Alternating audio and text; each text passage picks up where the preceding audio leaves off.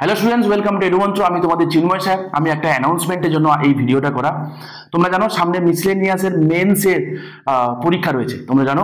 তো সেই জন্য আমরা কি করেছি, আমরা মিসলেনিয়াসের দিকে টার্গেট করে ডেসক্রিপটিভ বাংলা এবং ইংরেজি আমরা কিন্তু সেশন এনেছি। প্যারালালি মিসলেনিয়াসের অন্য ব্যাচ আমাদের চলছে, পুরো entire miscellaneous men's oriented batch চলছে। এছাড়া সেপারেটলি শুধুমাত্র বাংলা ইংরেজি তোমরা যদি কেউ করতে চাও, তার জন্য কিন্তু আমাদের একটা নতুন একটা ব্যাচ লঞ্চ হয়েছে। যদিও এটা বহু পুরনো, আমাদের বহুদিন থেকে আমরা এটা করে আসছি। তো তোমাদেরকে আরেকবার জানিয়ে দিচ্ছি, তোমরা যারা জানো না।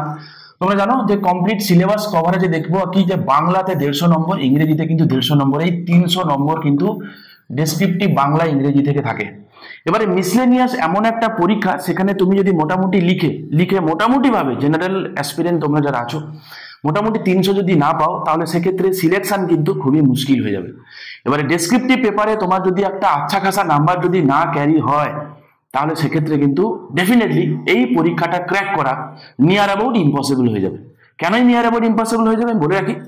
ওদিকে তোমার ম্যাথ রয়েছে 50 নম্বর, মানে অ্যারিথমেটিকের কথা বলছি। চলো, অ্যারিথমেটিক যদি খুব ভালো হয় 50-এর 50, রিমেনিং রইল বাকি যে জিকে কারেন্ট অ্যাফেয়ার্সের যে পেপারটা। তো জিকে কারেন্ট অ্যাফেয়ার্স স্পেশালি আমি বলবো, কারেন্ট অ্যাফেয়ার্সের যে ডেসক্রিপটিভ পোর্শন যেটা আছে 20-15-15 50 নম্বরে যেটা রয়েছে, সেই পেপারটা কিন্তু রেগুলার যদি প্র্যাকটিস না হয়, রেগুলার যদি লেখার অভ্যেস না গড়ে ওঠে, রেগুলার যদি যে কোনো টপিক সম্পর্কে তোমার যদি 2 কলম লিখতে না পারো, সেক্ষেত্রে কোনো মতে লিখে ওই পেপারে ভালো স্কোর করাটা কিন্তু খুবই মুশকিল হয়ে যাবে। আর রইল বাকি জিকেটাও তেমনি। প্রথম থেকে যদি আমরা কিভাবে লিখবো, সেই আনসার রাইটিংটা কেমন হবে, ঠিক আছে? তো সেই সমস্ত কিছু যদি প্রথম থেকে যদি মাথা এবং হাতের মেলবন্ধন না তৈরি হয়, যদি লিখে মক দিয়ে দিয়ে যদি সেই হ্যাবিটটা না গ্রো করে, তাহলে এক্ষেত্রে কিন্তু ভালো নম্বর ক্যারি করাটা কিন্তু খুবই মুশকিল হয়ে যাবে।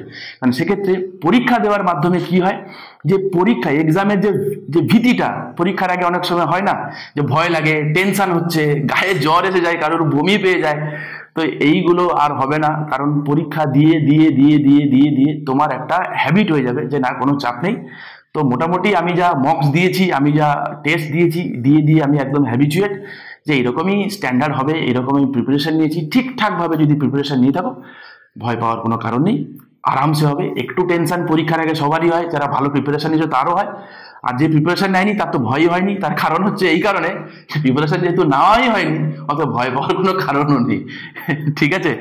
আচ্ছা, তো দেখবো কি, যে এই কারণে যে বাংলাতে যে কটা টপিক আছে, বাংলা এবং ইংরেজি, আমরা কি করছি প্রথম থেকে কিভাবে টপিকগুলোকে আমরা লিখব, তার একটা স্যাম্পল আনসার রাইটিং তো প্র্যাকটিস চলছে। প্যারালালি তোমাদেরকে রেগুলার ইম্পর্টেন্ট টপিক যেগুলো আসতে পারে, সেগুলো তোমাদেরকে হোমওয়ার্ক আকারে দেওয়া হবে। সেগুলো তোমরা লিখে জমা দেবে, সেই খাতাগুলো রেগুলার চেকিং হবে। তোমাদেরকে কোথায় ইমপ্রুভ করতে হবে, কি ব্যাপার, সেগুলো তোমাদেরকে রেগুলার জানানো হবে। এই প্রসেসটা কিন্তু আমরা কন্টিনিউ করে যাব, ঠিক আছে? তো তোমরা যারা করতে চাও আবারও বলছি, তারা কিন্তু অবশ্যই এই 2 নম্বরে তোমরা যোগাযোগ করো। সিরিয়াস অ্যাসপিরেন্ট যারা আছো, যারা নিজেদেরকে মনে করো যে একটু গ্রো করবে, নিজেদেরকে একটু গ্রুম করবে। আবার বলছি, ডেসক্রিপটিভ পোর্শন যেটা আছে এমসিকিউতে, তাও হয়তো বা মুখস্থ করে কিছু করে দেওয়া সম্ভব। ডেসক্রিপটিভ রাইটিংয়ে যতক্ষণ না পর্যন্ত তুমি প্র্যাকটিস করছো, যতক্ষণ না পর্যন্ত তোমার মাথা এবং হাতের একটা মেলবন্ধন না তৈরি হচ্ছে, যতক্ষণ না পর্যন্ত তুমি ক্রিয়েটিভলি কিছু লিখতে পারছো, ততক্ষণ পর্যন্ত কিন্তু ভালো স্কোর করাটা কিন্তু অসম্ভব। শুধুমাত্র ওখানে কিছু একটা দেবে, আমি গিয়ে অন স্পট গিয়ে লিখে আসবো, যতই তোমার চেনা কন্টেন্ট হোক না কেন, একটা জিনিস তৈরি করে যাওয়া আর একটা জিনিস ওই হলে বসে তৈরি করে নামিয়ে আসার মধ্যে কিন্তু ডিফারেন্স থাকে। তো এই ডিফারেন্সটা যাতে না থাকে, তোমরা যাতে সিলেকশনটা পাও, তার জন্য তোমাদেরকে বলছি, তোমরা চাইলে এই ডেসক্রিপটিভ সেশনে তোমরা জয়েন করতে পারো। প্যারালালি দেখো এখানে কিন্তু কি রয়েছে, দেখো এসে এখানে নেই, সরি, প্রেসি রয়েছে, গ্রামার, লেটার রাইটিং, এগুলো রয়েছে, তোমরা জানো। তো প্যারালালি দেখবো কি, এই জিনিসগুলো, এই আইটেমগুলো আমরা দেখতে পাবো কি, যে এগুলো কিন্তু রয়েছে তোমার WBCS। সেক্ষেত্রে আমার কিন্তু এই জিনিসগুলো তোমাদের কাজে লাগবে। তো WBCS এবং মিসলেনিয়াস, যাই হোক, ডেসক্রিপটিভ পেপার যেটা রয়েছে, শুধুমাত্র মিসলেনিয়াসে যদি আমি এই গ্রামাটিক্যাল পোর্শন যদি আমি বাদ দিই, ঠিক আছে, রিমেনিং যা রয়েছে বাংলা এবং ইংরেজি, দুটোই কিন্তু তোমার WBCS as well as miscellaneous দুটোতেই লাগবে।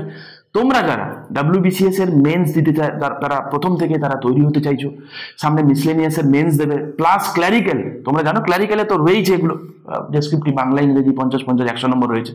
তোমরা অবশ্যই অবশ্যই আমাদের সঙ্গে কন্ট্যাক্ট করে, এই দুটো নম্বর রইল, ঠিক আছে। আমরা প্রথম থেকে তোমাদের কিছু তৈরি করব না, তোমাদের সিলেকশন পাও রেগুলার, যাতে তোমাদের একটা গ্রোথ হয় সেই দিকে কিন্তু আমরা করি। এবং তোমাদের থেকে আমরা কিন্তু ফিডব্যাক সেশন রাখি প্রত্যেক মাসে, যে তোমাদের তরফ থেকে আমরা জিজ্ঞাসা করি তোমাদেরকে, কিন্তু আমরা করব যে কোথায় কোথায় কি খামতি থাকছে কিনা, কিছু গন্ডগোল হচ্ছে কিনা, রেগুলার ঠিকঠাক পাচ্ছ কিনা, মক্সগুলো রেগুলার হচ্ছে কিনা, এই সমস্ত কিছু কিন্তু থাকছে। এবং মান্থলি ফিজ ন্যূনতম, ঠিক আছে, 700 টাকা করে পার মান্থে তোমরা এই এন্টায়ার কোর্সটা কিন্তু তোমরা পাবে, খুবই অ্যাফোর্ডেবল এবং যথেষ্ট কিন্তু রেগুলার তোমাদেরকে কিন্তু হেল্প করা হবে।